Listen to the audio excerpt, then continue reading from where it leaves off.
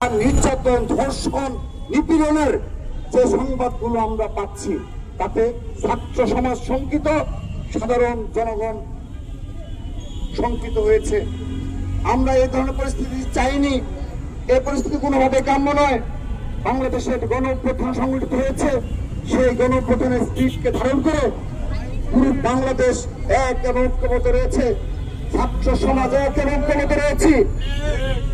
কিন্তু আমরা লক্ষ্য করছি দিনের পর দিন এই নারীদের প্রতি সহিংসতা বৃদ্ধি পাচ্ছে, নারী নিপীড়ন বৃদ্ধি পাচ্ছে, ধর্ষণের ঘটনা বেড়েই চলছে।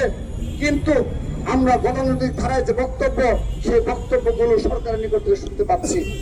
আমরা স্পষ্টভাবে তাদের যে সদিচ্ছার অভাব সেটি আমরা লক্ষ্য করছি।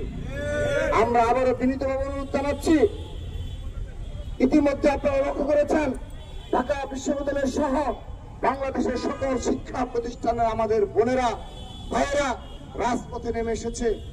তারা ক্লাস বর্জন করেছে। তারা আমার বোন আসিয়ার বিচার চায়। আমার বোন আসিয়ার যে ধর্ষণের শিকার হয়েছে সেই ধর্ষণকারীদের অতি দ্রুত বিচার নিশ্চিত করার দাবি জানাচ্ছে। তারা বাংলাদেশ থেকে নারীদের প্রতি নিপীড়ন সহিংসতার অবসান চাচ্ছে।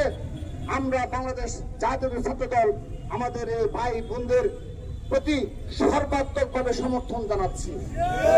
তাদের সকল কর্মসূচিতে ছাত্র দলের সকল পর্যায়ে নেতা কর্মীরা অংশগ্রহণ করছে।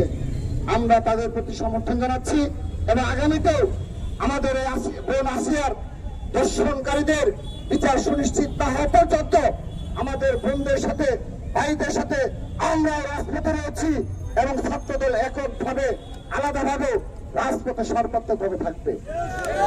সংগ্রামী উপস্থিতি, জুলাই আগস্টের পর ছাত্রদল প্রতিটি ক্যাম্পাসে শিক্ষার্থীদের অধিকার বাস্তবায়নে এবং শিক্ষার সুষ্ঠু পরিবেশ সুনিশ্চিতকরণে আমরা ক্যাম্পাসগুলোতে ছাত্র রাজনীতি করে যাচ্ছি, ধৈর্য সহিষ্ণুতা পরিচয় দিয়ে যাচ্ছি এবং এই নির্দলীয় সরকারের প্রতি সত্যিকার অর্থে আমরা কোনো প্রকার কোনো কর্মসূচি ঘোষণা করিনি।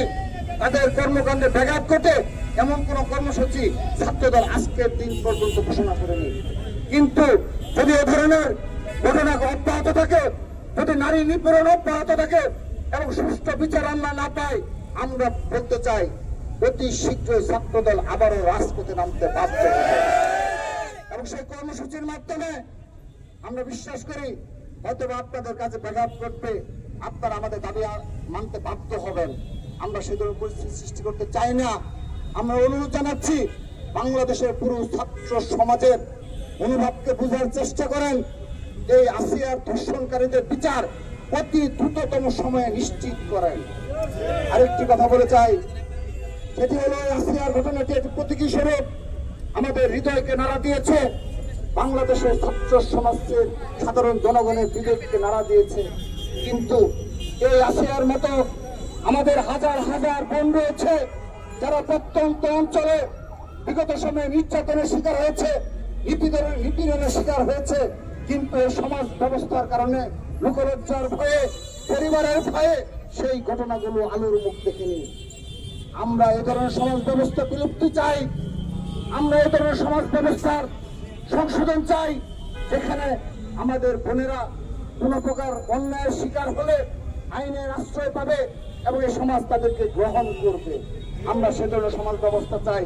আমরা বিশ্বাস করি বিগত 15.5 বছরে যে ধরনের সমাজ ব্যবস্থা ধ্বংস হয়ে পড়েছে, যেভাবে হানাহানি বিচারহীনতার সংস্কৃতি গড়ে উঠেছে, আমরা হৃদয় থেকে বিশ্বাস করি যদি আগামীতে জনগণের ভোটে জনাব তারেক রহমানের নেতৃত্বে বাংলাদেশে কোন সরকার গঠিত হয়, আমরা ছাত্রদল সবাই বিশ্বাস করি সেই সরকার এই নারী নিপীড়ন বন্ধ করবে এবং নারীদের প্রতি সহিংসতা, ধর্ষণকে বিচার সুনিশ্চিত করবে। আমরা সেটা আশ্বস্ত করতে চাই। আমরা সেটা